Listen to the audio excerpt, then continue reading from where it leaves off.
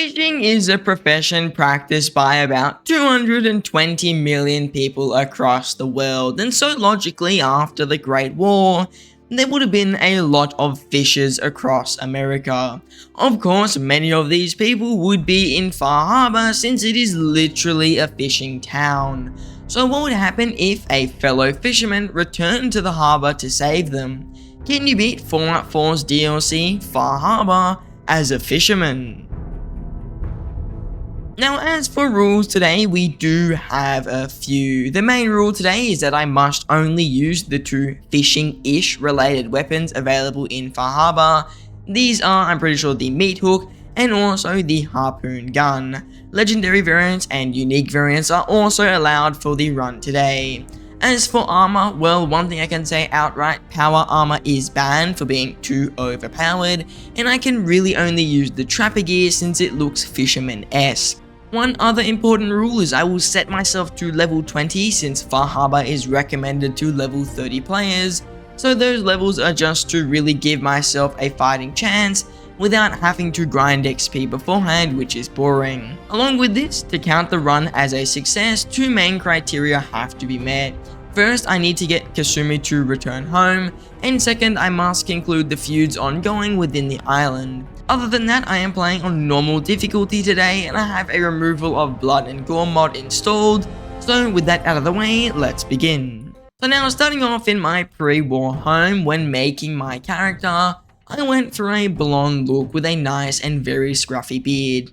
I just felt that it's similar to what a fisherman looks like, so we can just pretend that anyone who fishes has blonde hair. I then admired all the pictures of the ocean around my house, which allowed me to discover some new Fallout lore, where Nate is actually a fisherman because there are an absurd amount of pictures depicting the ocean. And then created my special stats, and since we are only using weapons affected by strength, I set my strength to 8, endurance to 10, and also I put 4 in luck, so I could get Idiot Savant later. I was then blocked in a room by my wife who groomed me, and I ran away from her, to which by pure chance, I ended up inside of a freezer. However, no matter how far I ran, she followed me and even ended up in a freezer as well, but luckily her freezer malfunctioned and someone blew her head in, so everything is nice and closed there, and I don't even know who that kid was, so that's perfectly fine. I then continued my journey of escaping my abusive past by running away from the rad roaches and locking them behind the vault doors. When I finally reached the Pip-Boy and tried to pick it up, my game just broke. Very good job with the next generation update, Bethesda. I absolutely love discovering all these new bugs and how it's actually made my graphics look worse. On top of this, I'm really enjoying how every single mod doesn't work and the very poorly integrated quests. They are absolutely amazing, and I love how I just receive them out of the blue the second I leave the vault. Very, very immersive, fits in very well with the storyline. Continuing onward, I reached Sanctuary and did a small looting session, mainly grabbing some stuff to sell, and a few bits of food plus a stim pack or two. I also did grab the special book and put that extra point into luck. Now, I still needed to fully escape the abuse of my past and begin anew, and I had heard of somewhere very far away, and it was ironically called Far Harbor, so that's where I set off to. There wasn't much of note on the way to Far Harbor, and since I was level 1, I pretty much ignored everything I saw, with the exception of Duke, who is maybe part of the new update. I don't really know, to be fully honest, because I had AirPods in and I wasn't listening to the game. Soon I arrived at the Nakano residence, where behind a picture of the ocean, again, I found the code for a safe where Kasumi's private journal was hidden.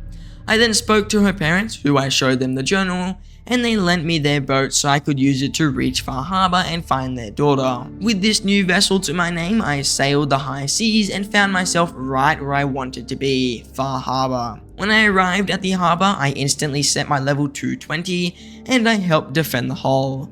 This was the most boring fight ever since I was literally naked and had no weapons which I could use, so I waited for the gobbers to die.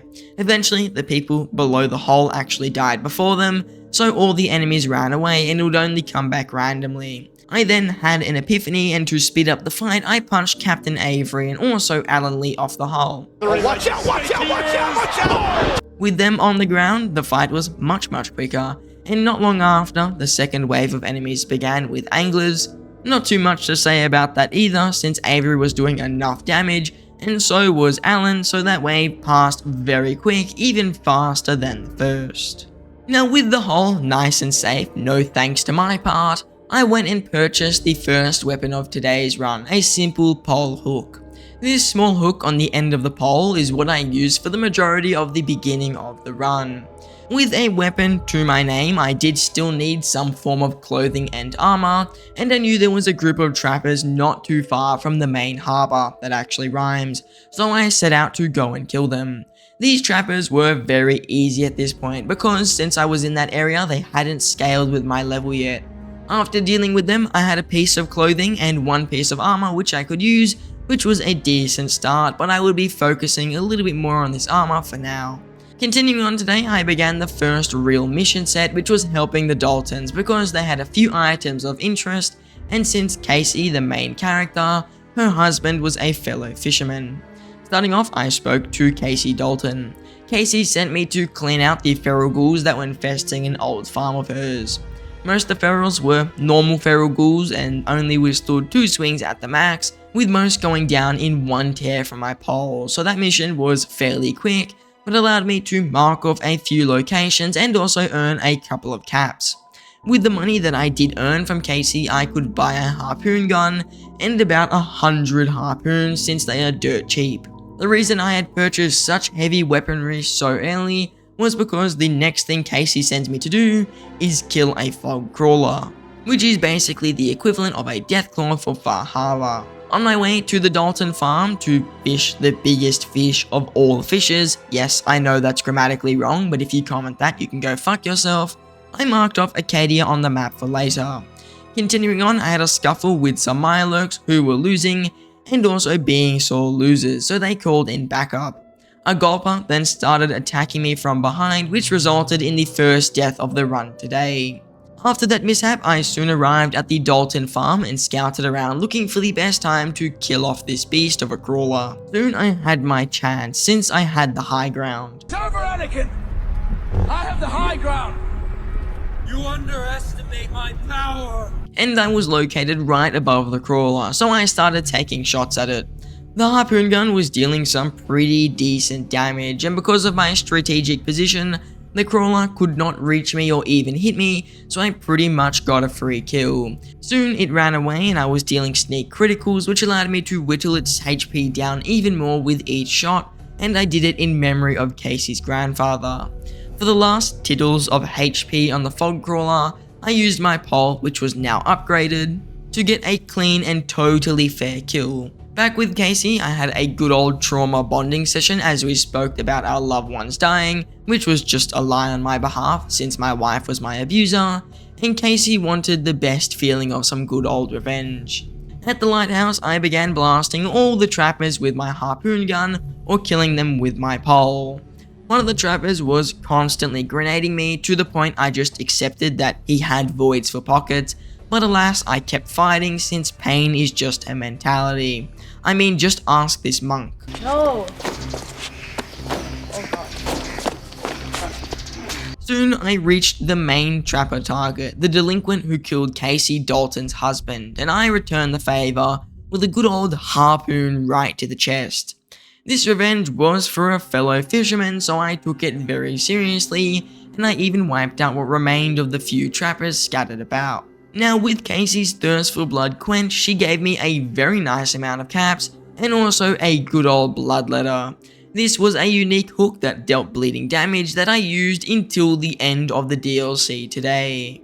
Now after being sufficiently sidetracked, I continued the main story of the DLC by speaking to Dima, who gave me some identity questions. With my rattled mind, I spoke to Kasumi, who was just as confused and refused to go home until I found out Dima's secrets. I then agreed to do as such. I just went straight to Dima and I confronted him and told him I wanted to know what was going on and I wanted to know it right now. Dima responded if he was an Apple employee and was just like, oh my gosh, Kasumi should be focusing on herself and she shouldn't be worried about the outside world, and then he just proceeded to tell me everything that was going on and everything about his supposed secrets. I then reported back to Kasumi about this and she pulled the I am not going until this is all settled card, so that is what I set off to do. Continuing with the main story. Wait, this isn't the main story. I actually mean getting sidetracked again. I helped Avery with some fog condensers. They were being guarded by a few Mirelurks, but that is okay since I got to kill them and earn some free meat plus XP. After they were done, I repaired the fog condensers, which were simple, and got a very solid 200 caps for my exhausting effort. Continuing with my side tracking, I went to go on my biggest fishing run, which involved me hunting a Mirelurk queen. At the hunting grounds, I began by setting down my bait and attracting the Mirelurks in waves. The first group was very easy, with the strongest ones being Razor Claws that died really quickly to my harpoon gun. These though were only a taste of what was to come. The second wave was the second hardest because there was a Mirelurk Hunter and a Mirelurk King, who were much bigger threats than a soft-shelled Mirelurk or even a Razor Claw. I killed off the King first purely because it was the easiest, and then I focused on the Hunter, which took more shots from my harpoon gun and even a few swings from my bloodletter. The final wave of Mirelurks was obviously the easiest, and it just consisted of one measly, very small issue, a legendary Mirelurk queen. This queen was one tough beast, and not like the fragile old lady that is the Queen of England, or at least was the Queen of England. I died quite a few times here, especially if the Mirelurk queen got close to me. I tried to keep my distance at all times and it was working pretty good for me, but unfortunately I encountered some anglers and even more Mirelurks, which ended the best run so far. With my now acquired knowledge on my final attempt, I went in the opposite direction from before and just continued to use my harpoon gun to pop the queen. Well placed shots from the harpoon gun did very decent damage, and over time I became more and more accurate even though my deaths kept accruing. I did at some point attract the attention of another Mirelurk Hunter, but I ignored it and continued to lay waste into the queen until she fell dead and I received some real respect from the people of Far Harbor. This was easily the hardest fight of the run so far, and I died about 17 times if I counted correctly, but in the end everyone got to enjoy a nice dinner in the town, so it was worth it. Next on the list today was paying a very quick social call to the children of Atom. This turned into a 3-day drug bender where I drank from the magic spring of atoms and followed a mysterious figure. The substances she gave me has to be the hardest stuff ever, since I was tripping balls by the time I reached the shrine. Even in my heavily intoxicated state, the ghouls stood no chance against my pure gamer skills. I picked a few down with my harpoon gun, which gave me the advantage, and then I used blocking and perfectly timed swings to kill off the ghouls one at a time. Inside the shrine, I found the password and unlocked the gate, which gave me a nice icon to show the children. Back at the nucleus, I showed the Grand Zealot my icon and then convinced a random child of Atom the High Confessor had sent me to search the hidden bunker. On my way to Dima's gaming room, I had a few trials and tribulations which needed to be undertaken. First, I disarmed all the tripwires like a real movie star bank robber, and then I started to take out all the protectrons and security turrets within the bunker. Soon I reached the first Assaultron, which was killed with 2 well-placed harpoon blasts right to the stomach just before it activated its Giga Beam to eliminate me. As for Dima's main gaming room, I was checking it out his RTX 4080 when a legendary Assaultron came to avenge its fellow robot. The problem here was the Assaultron actually needed 3 blasts to kill, and as you can imagine, I could not deal 3 shots quick enough before it binged me. I did end up clutching up and deliberately locked myself behind a door, so I was safe from the Assaultron, and then I used that so I could finish it off before it got a real chance to beam me. With the super advanced security squashed by my archaic fishing equipment, I entered Dima's VR Minecraft. I won't bore you by talking about this trashy minigame, so instead let's discuss why I'm siding with Far Harbor. As you can imagine, I am a fisherman, so of course I would side with the fishing town. Nothing more needs to be said. I made it nice and quick so you don't have to look at this trash any longer. Now, with access to Dima's new memories, I went off to grab the big bomb launch key to remove the raving lunatics from the island. The super mutants guarding the hotel, which contained the location of the nuke key, were not horrible. I used some good old harpooning to remove some of them, and then I let their blood pour with my bloodletter, which made the area nice and safe. I wonder how long until one of my videos gets age restricted or even taken down for the graphic content I do talk about. Through a terminal within the hotel, I found a location where the launch keys are and I set out to find it. These keys were being protected by nature, but lucky for me, I am a very experienced crab hunter after killing that Mirelurk queen. This meant I was able to dispatch all the Mirelurks very easily, and I grabbed the nuclear launch key and then dipped out of the area ASAP.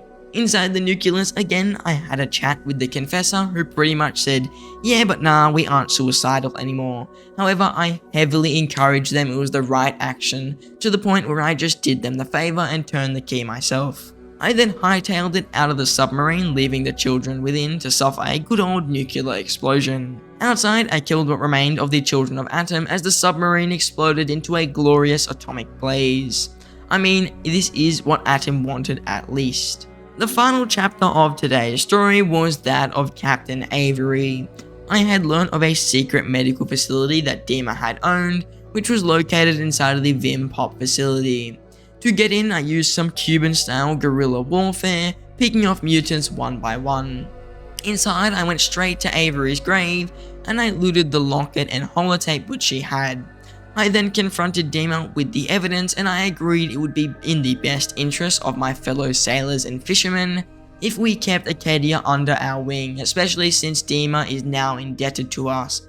So basically, he became a robot slave once more. With all the loose ends now sealed, I spoke to Kasumi and she agreed to go home, which means I successfully beat Far Harbor as a fisherman. Well, that's that then. This run was quite fun. I never used the harpoon gun before, because let's be honest, it's very niche, and I rarely use the pole hook, but towards the end today, the harpoon gun actually became our carry weapon, and it was great at killing lots of the bigger enemies, such as the Mirelurk queen. Funny enough, I even almost used it as like a sniper, which makes no sense, but it has a scope attachment, so maybe the harpoon gun is actually meant to be a sniper-like weapon. Other than that, I didn't have any huge issues today besides the Mirelurk queen, who would take the cake for being the hardest part of the run. Overall though, it was enjoyable, and I did enjoy beating Far Harbor again, since it had been a very long time since I finished the story for it fully. If you did enjoy today's video, then do consider subscribing to the channel. I'm trying to hit 500 subscribers as soon as possible, and your support is very much appreciated since I'm currently getting paid $0 for this channel. Now, I just want to say I thank you all for watching, and I hope to see you in the next one. I mean, just ask this monk. No.